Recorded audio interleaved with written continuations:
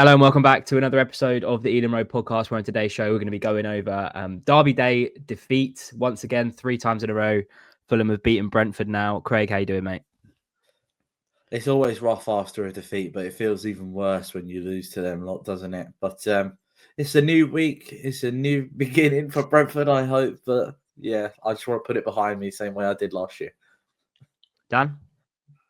I'm all right. I mean, it was another low point for Keith Andrews, just as we thought we were starting to improve under him.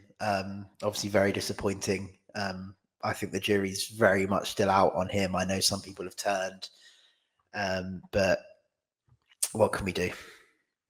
Yeah, we're going to get into all of that. Remember, just before we get going, drop a comment down below with your thoughts around the Fulham game. Subscribe to the YouTube and Spotify channels. Follow us on the socials at the Eden Road on Twitter, at Eden Road Pod on Instagram.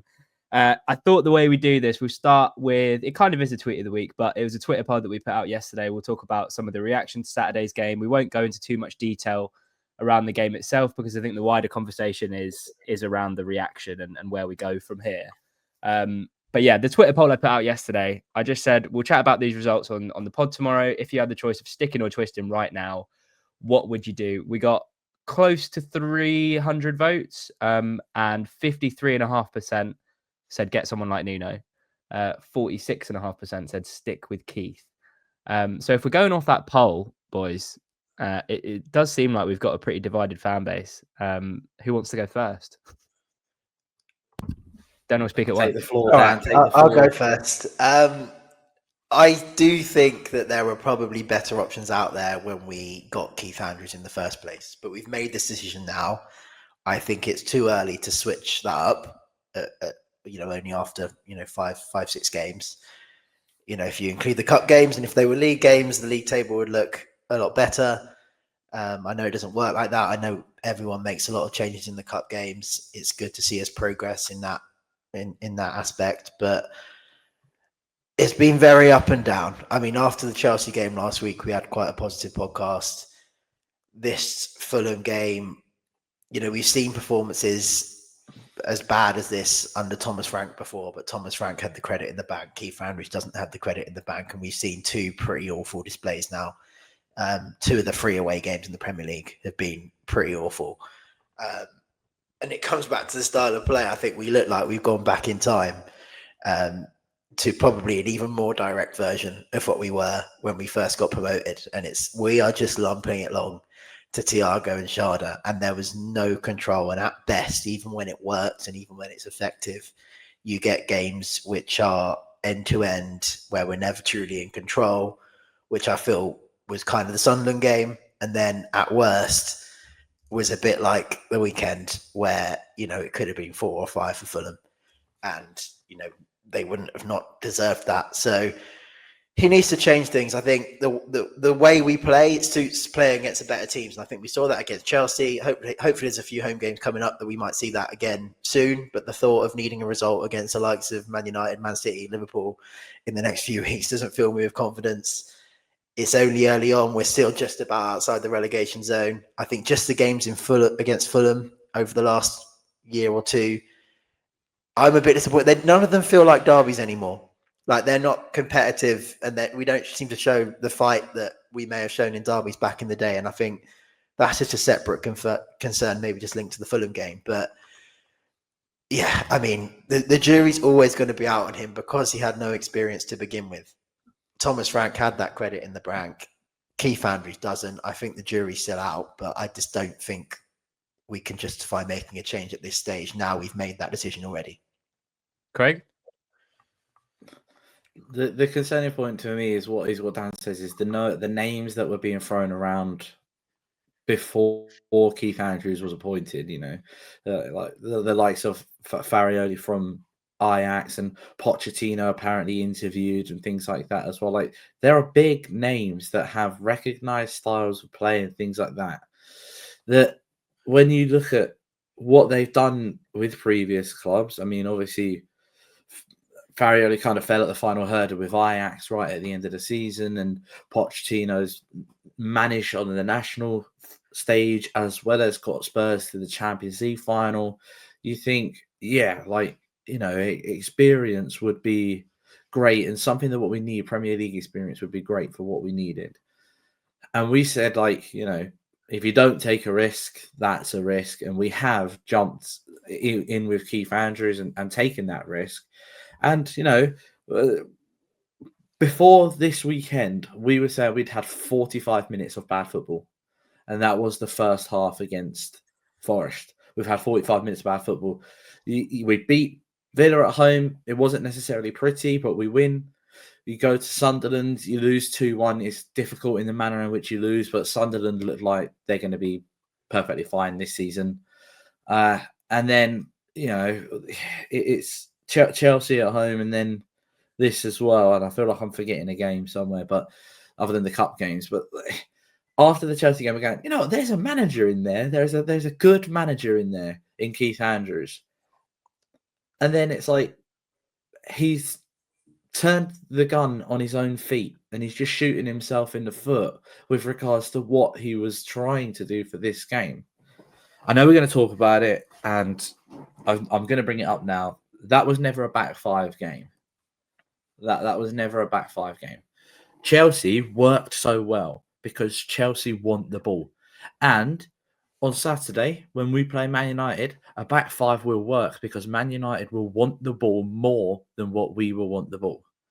So we can then catch them on the counter-attack. I mean, they're not going to have Casemiro, so I don't know who's going to play in midfield for them. But, there's a defensive midfielder gone for them because he got sent off against Chelsea, didn't he? Unless they've got... No, they don't have Europe, do they? But it will work better against United. It'll work better against the teams that want to attack the ball. We didn't threaten Fulham at all. We didn't threaten them at all. Just on the kind of the mood around Andrews in terms of it now, well, at least it looks like it's a 50-50 split. But in terms of getting the appointment wrong, I don't think anyone was massively enthused by Andrews. But it's like you mentioned, Dan, as soon as the results start to go one way, he doesn't have the credit in the bank that other managers would have. But I feel like there needs to be a wider conversation around what people actually expected going into this season. Because, from some of the tweets and some of the discourse and some of the chats that I've seen and that I've had myself, it kind of seems like unless he won his first 5 games of the season, he was doomed from the start. But I don't understand what people thought this season was going to be, to be honest. I just, and it's almost like, I just don't know. I don't understand what people thought this season was going to be. And I think it's go on. I was going to say I went into this season thinking to myself that 17th is good for us. Still going into this season thinking 17th was good for us. And with regards to Keith Andrews, what he was hoping to see that a little bit. There is naivety in a young manager, and that's what showed on Saturday.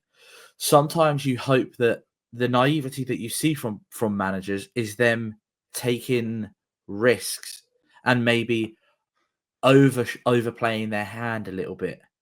But I'm pretty sure that if Keith Andrews was playing poker on the weekend, his cards were facing everybody else because all he did was make like-for-like changes while we're 3-1. That he was seeing out a 3-1 loss. And when you look at the changes, that Fulham made, all they had to do was make like-for-like changes.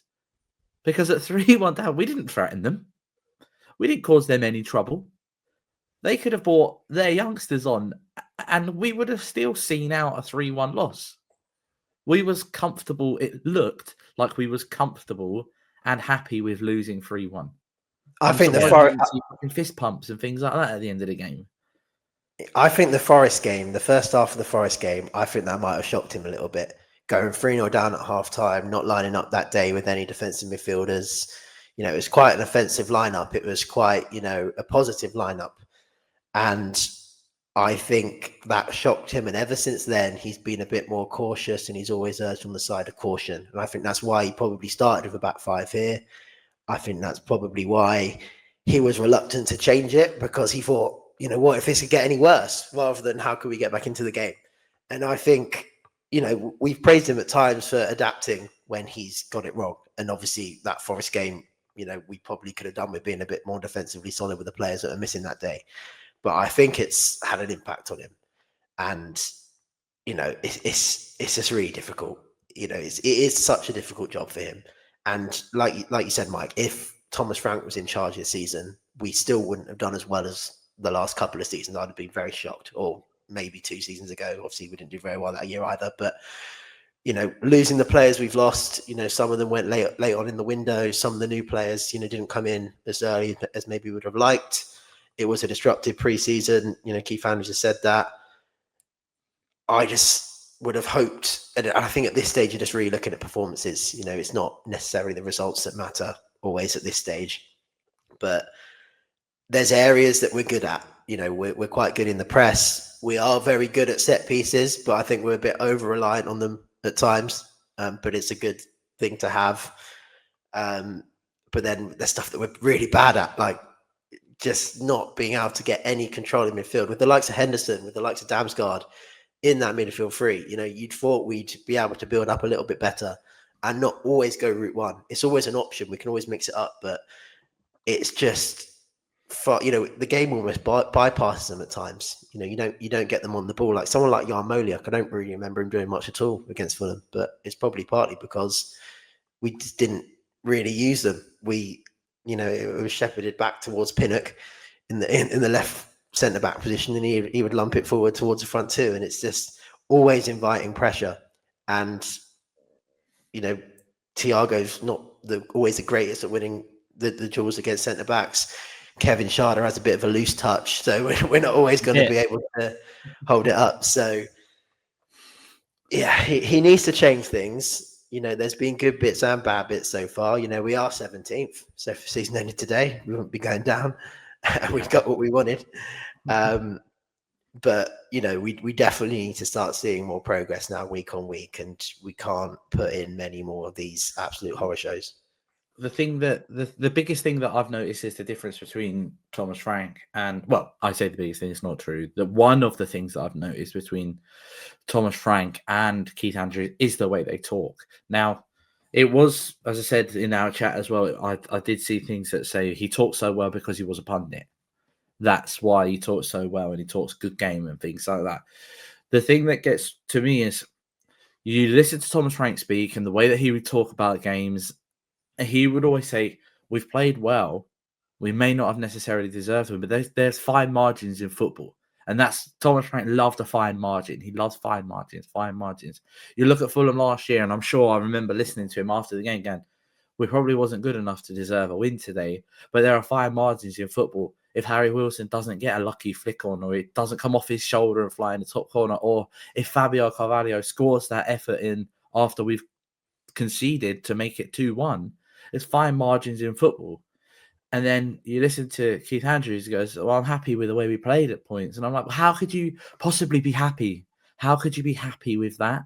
And like Dan says, it makes it feel less like a derby, because when you first started going to Brentford as a kid, and then you hear Peter Gillam talking about the derby games and things like that coming up, and we'd have them pre-match videos where he's talking about what it means to him, and there would be them derby day build-up and things like that. It didn't feel like we had any of that. And then when your coach is coming out and saying, I'm happy with the way that we played, it's like, I could not be angrier.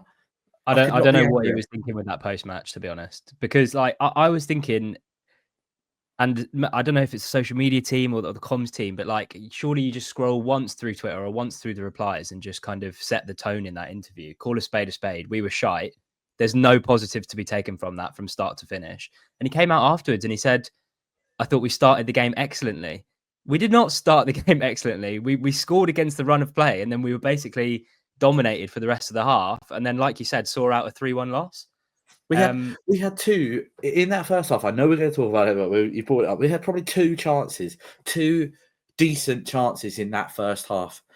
Both of them were from poor passes around Fulham's penalty area. One of which Damsgaard picks up and he scores. The other of which Schade picks up, takes it past Calvin Bassey, and he gets a block in, and it's a corner. Two chances. That was it in that first half. people around us were going, well, we was causing them trouble. We was causing them trouble when we pressed them, and it was causing them to give the ball away. But we didn't punish them at all, and we didn't threaten them off of our own creativity. I think there's been games this season, despite us giving away a lot of possession at times, the Villa game, even the Chelsea game to some extent, where we haven't given much away defensively, despite allowing territory and pressure around us. And defensively, quite good. But when you have a day where your defense makes mistakes and they're not performing, and you're still giving away that same pressure and you're still giving away the same number of chances, then the opposition are going to score, and they're going to score quite a few because they're going forward and your defense aren't keeping them out. And I think that's what we saw here, because, there were some uncharacteristic errors in that. Pinnock came off his back or whatever happened with that mistimed header, and obviously Nathan Collins probably at fault for at least one of the first 2 goals. So that is, it's not a good mix if you're allowing that territory, you're allowing that pressure, and then the defense, who can normally deal with things like that, are making mistakes. Then it's just a complete disaster. I think the players do have to bear some responsibility as well and take some accountability for the goals, and to a man, I don't think anyone played well on Saturday night. But I don't know if it's like Fulham tax, or if it's the fact that we went down like that in a game that matters the most. But it does kind of, and we'll touch on it later, but it does feel like, people were lauding a good performance against Chelsea and a good performance against Villa in the Cup, but then it kind of flips to, actually, well, we weren't that good. We could just rode our luck and defended. And there's 2 kinds of performance. I completely understand that. But it does feel like there's a bit of revisionism over the 2 games prior, because we've lost against Fulham in the way that we did. But I completely agree in terms of the playing style. We'll talk about the game, but before we talk about the game, are you sticking or twisting, Dan? And I didn't think we'd be having this conversation at this point of the season. I voted in the poll and I'm sticking. I don't necessarily agree with the decision in the first place, but I think now we've made that decision. We have seen some good bits. It's not been completely all negative, but, we need to improve. I think Keith Andrews must know that. I just don't think we can twist at this early stage. We're not even in the bottom 3 yet. I know it's close, but yeah, we just can't change now. Craig? That's probably right. You probably can't change now. I must admit, I voted in the poll as well, and I say get someone like Nuno. I went the other way. But it's funny because but it is reactionary. Football fans are fickle, and I'm included in that. We all are. But it's reactionary. I was so angry after that game because of how poorly we played and how poorly managed the game was, that I was like, get him gone. Get him gone. But and then the post-match video comes out. Like his reaction to it comes out, and you're like, just go, go away. I don't want to see you again, kind of thing. And then you sit down and you go, well, really, it's only been 5 games in the Premier League. So a little bit more time. But it's like, it's the fickleness of football fans. And I do love it. I really do love it, because I'm so hot and cold, but we mostly are as football fans, aren't we? We're like, yeah, do you know what? After Chelsea, this was bloody good. We're going to go QPR. I'm going to go Fulham next week. We're going to get a result. And then it's like, that was rank. That was really, really crap. I think we should do the same poll next week after we beat Man United. Yeah. I was surprised though, because I feel like a lot of people's bugbears is the style of play, and the person that I put in for the twist option was Nuno. If we get Nuno in, we'll have even less of the ball than we do under Andrews. The way he sets up his team is exactly the way that people resent Andrews for currently. But yeah, I'm definitely stick. I think it's far too early in the season. But yeah, I'm just surprised we're having these conversations after 5 games. I don't know if it was because it was Fulham, but you're not surprised. I'm not surprised. No, because I obviously when you see our first few fixtures, and Forest were in a bit of dismay going into the season, weren't they? They were in a bit of a shambles with everything that was happening off the pitch, and you're like, it's probably a really good time to play Forest. And then that performance comes up, and the decisions from Keith Andrews to not play a defensive midfielder in the first half did kill us. And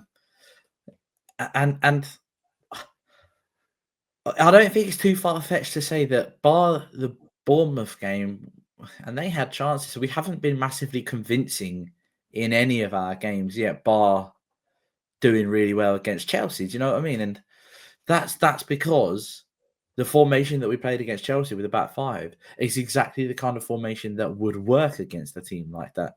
Doing it against Fulham, doing it in the week against Villa. Villa, that's not a Villa side that's comfortable, not confident. I mean, look at the goal that they scored. It was, Valdemarson obviously redeemed himself in the penalty shootout. Fantastic. But that's a team that has no confidence in front of goal. We gift them a goal and we still stick with that kind of back five. And it's confusing. It's like, you're either so set in your ways that you believe no matter what happens, it will work, or you're too kind of afraid to make any changes. And I'm not sure which is more worrying. Do you know what I mean? As a fan watching a young coach, it's just that's what gets me. It's like it looked like a refusal to change his plan A, or it looked like there was no plan B. I don't mind a back five in the cup. Sorry, I don't mind about back five in the cup so much when you make about 10 changes. I can understand the thought process around wanting to be a bit more defensive. But I mean, the Villa League result is looking less impressive week on week at the moment with how they're playing. Yeah, that is true. Let's talk a little bit about the game. I think we've already kind of touched on some of the main talking points anyway, but I do just feel like, in terms of that, what you just said last, Craig, in terms of you're so rigid in terms of the tactical philosophy. We were kind of praising him after the Forest game, like showing a bit of tactical flexibility, going from a 5 to a 4. But it now does feel like, he got a good result in the 5, and now he's not going to change. When you've got the whole away end kind of screaming, we need to take Pinnock off, we need to get Dango on, and just the substitutions in general, they were a little bit baffling. The way that we persisted in that shape for 97 minutes, and it was just long ball forward. Sharda had like trampolines on his feet on Saturday night. Thiago couldn't hold the ball up too well either. It was definition of insanity is doing the same thing over and over again, expecting for different results. I just thought it was really poor, Dan, to just kind of persist with that setup and expect things to get better. And every time Coyote loaded up one of those long throws, I was just like, it's fun. Like, long throws are fun, but you have to do other aspects of the game as well. It can't be the only thing that you're relying on. Yeah, I know we've been saying we love long throws, but I think they're taking it a bit too literally now. We've got to build up chances in other ways, especially now. Teams are very aware that we'll do long throws. They'll prepare for them better, and, we'll probably see us, defend them better. We can't be relying on that. And I can't believe that he didn't switch to a back 4, 3-1 down. You've got nothing to lose at that stage. He says he believes in Fabio Carvalho, and I think Thomas Frank used to say similar things and then proceed to give him 5 minutes at the end. He's not always going to come up with a 95th minute equaliser or whatever it was against Chelsea.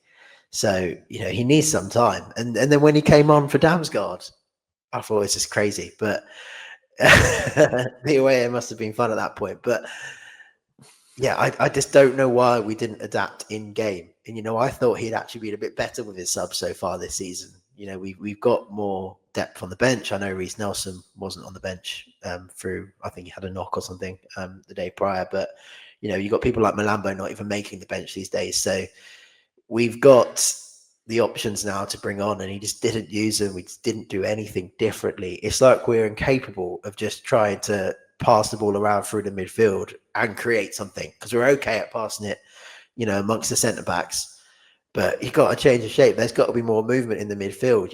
We're a Premier League team, but we did not look like a Premier League team on the ball at all. Like, our plan was to just go long, and it wouldn't really stick to the front 2, and then you give the ball away, and then Fulham, who are better on the ball, were able to create from there. And with Damsgaard and with Henderson in midfield, we've got to be surely using them and getting them on the ball, and they can create things, and we don't always need to just launch it forward. We can build something up. We've been in the Premier League for 5 years now. I know we've had a lot of changes in the summer, but a lot of these players have been here for a lot of that time. We've brought people like Henderson in who are very familiar with the Premier League. We're not a new side, but we are playing like we've just got promoted, and like we are just, trying to be direct and keep it tight at the back. I expected us to maybe be a bit more cautious this season, maybe utilize that a bit more, but I think we've just gone too far the other way. And I said that to an extent after the Sunderland game, even though that was a game that could have gone either way. I thought we never really had control in that game because we were just skipping the midfield at times. And, like I said, it works. I think it works quite well against the best teams, but not against the teams in and around us. Craig, what did you make of the Collins, or not the Collins? Well, it was a bit of a Collins disaster class, to be honest. I thought he didn't have his best game at all. But I think for the first goal, Kelleher coming into question a little bit again. I feel like, pretty good performances against Chelsea, against Villa, and then it's one mistake and it's back to this guy's nowhere near as good as Flecken was. It does seem like shot stopping, he's probably better than Flecken, but in terms of commanding his box, he's probably as poor, or at least from what we've seen so far, it doesn't look like he's willing to come out and get balls. Yeah. I mean, the second and third goal, you can't really put too much down to Kelleher. I mean, the third one is a free cone goal that, hits Pinnock and just floats into the far corner. The second one, the second goal is the one that frustrates me the most, although it was a good, well-worked goal from Fulham. It's the one that frustrates me the most. But the first goal is a culmination of errors, isn't it? It's the Collins is backpedaling towards the goal. All Kelleher needs to do is give him a shout, and Collins moves out of the way and he picks the ball up. 1.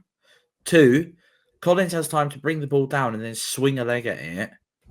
Just chest the ball down, and then the goalie comes and picks it up. That's another option. 3, get rid of the fucking ball.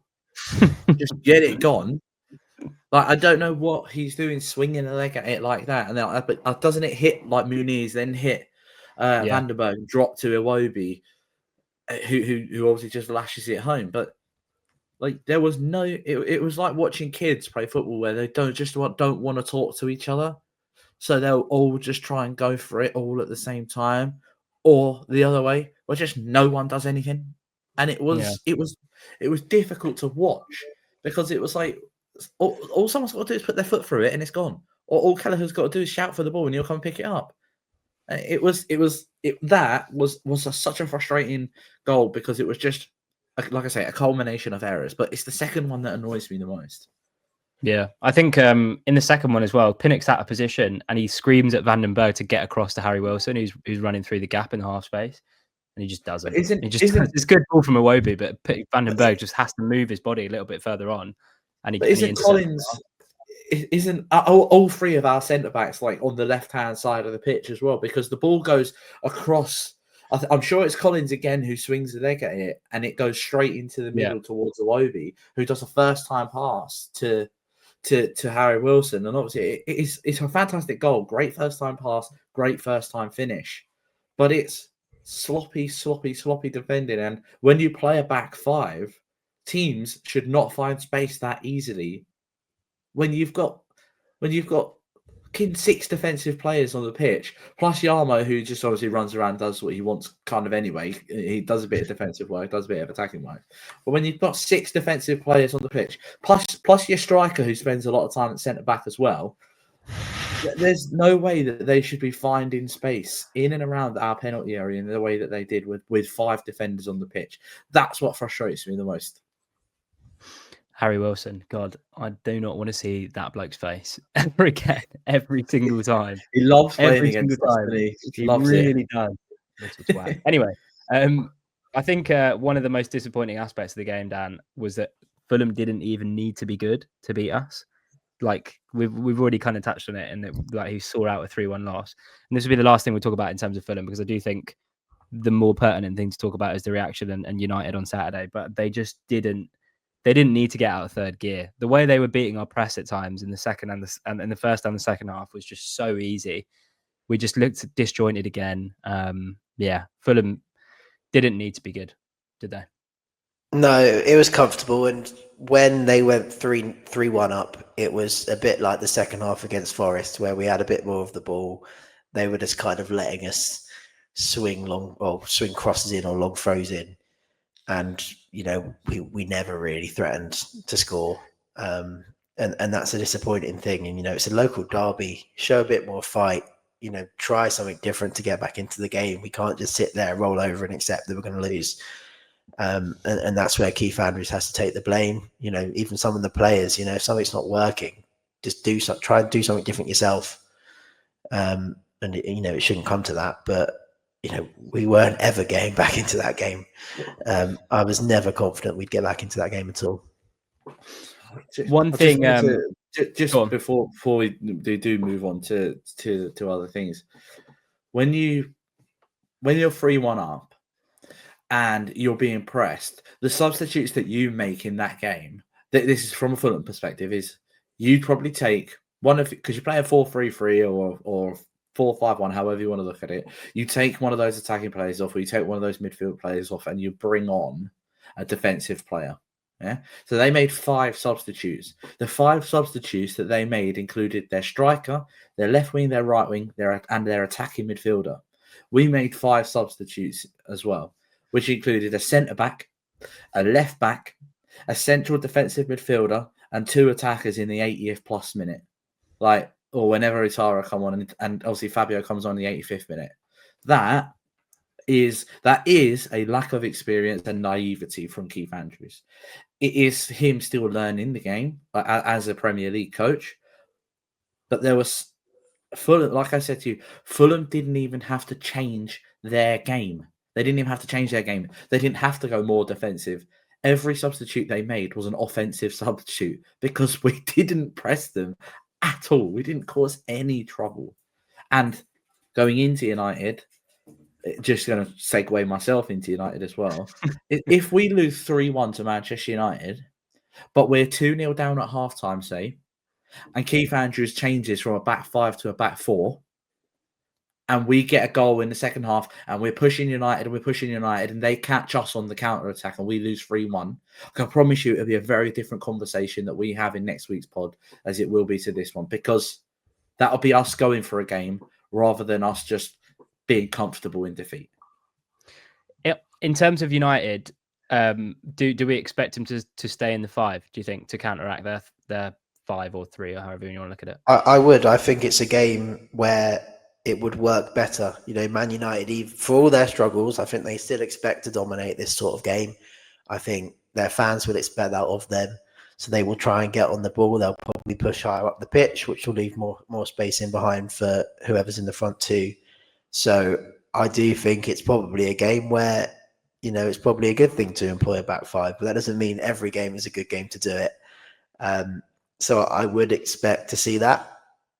Whether Keith Andrews is now doubting himself and won't do that because of the Fulham game, I don't know. But you've got to look at each game individually. I think on its own, a game against Man United, I think would suit a back 5 more than a game against Fulham would. Craig? I completely agree. I completely agree. And that's the frustration as well. That's part of the frustration as well, is as fans that you can see, if you're going to play a back 5, you play a back 5 against the bigger teams that are going to want the ball and they're going to press them because they've got the facilities for it in team, Like I say, if we go for a back 5 and we're losing and he does not change the formation and he continues to make centre-back, left-back, defensive midfielder substitutes, and we go on to lose this game by, again, 2 or 3 goals, the crowd will turn very, very quickly. It was edging on going this weekend. It was edging on going to turning. There were a lot of chance for players to come on. There were a lot of chance for him to make substitutes. There were a few boos around, the Damsgaard, Carvalho substitute and other things that are being done. He has to get it right this weekend. Has to. And that's the concerning thing after 6 Premier League games is he has to get it right. Otherwise, fans will turn very quickly. Like we've seen with that poll, we're on a knife edge already. Yep. I guess one of the positive things you could say, not about the Fulham game, there's no positives from that, but the last time we said this about Keith was post Forest, and we said that he needs to change X, Y, and Z, and he did change X, Y, and Z for the Villa game. Granted, now that's kind of being looked on in a different way. But Dan, you could argue, and I'm not saying that this is me saying this, but you could argue that he has a track record of kind of learning quickly. So he has to learn. He has to learn quickly for Saturday because, like Craig said, it does feel. It feels like it's a must win. To be honest, it really, or at least a must perform well. I think someone on Twitter said to me, if we go and play United off the park, then I'll celebrate on Saturday, given how terrible they've been this season. But if we draw 2-2 and score 2 goals from set pieces, then it's still not a good enough result. Would you agree? Man United are a good team. I think they have performed generally better this season. I know that they're obviously far from perfect. You can still get at them. We've got 2 home games now against both Manchester clubs in the next couple of weeks. And I think these are games which probably do suit how Keith Andrews has been trying to play. So from that aspect, I'm a bit more positive about them. But you can never be fully confident against either United or City that we're definitely going to win. They're obviously going to be difficult games. The worst thing would be Brian and Bumo popping up with a winner for Man United, and I'm really not looking forward to that at the weekend. But I think perhaps we can frustrate players like him. He's someone that likes to run in behind. He's someone that likes space. I don't think we'll give him too much of that. I think we'll set up to try and counter attack on them, and it could work. I think Keith Andrews just needs to take these game by game and look at what's needed for that game. And I think he got it wrong for Fulham. I think even against Sunderland, although we played a back 4, I think we should have tried to get the ball down and play a bit more. But these 2 games, I wouldn't hate it so much if we were more direct. So we've beaten Villa, who we thought were going to be a top 8 or 10 side. We've played well against Chelsea. There's no reason we can't do the same in the next 2 games. It's obviously very daunting when 3 of our next 4 games also includes Liverpool and the 2 Manchester clubs. And we're already down in 17th. It's a big month now for Keith Andrews, with the West Ham game in there as well, who are struggling. And that would be a game that, we'd look to try and do something in. So he's got to adapt.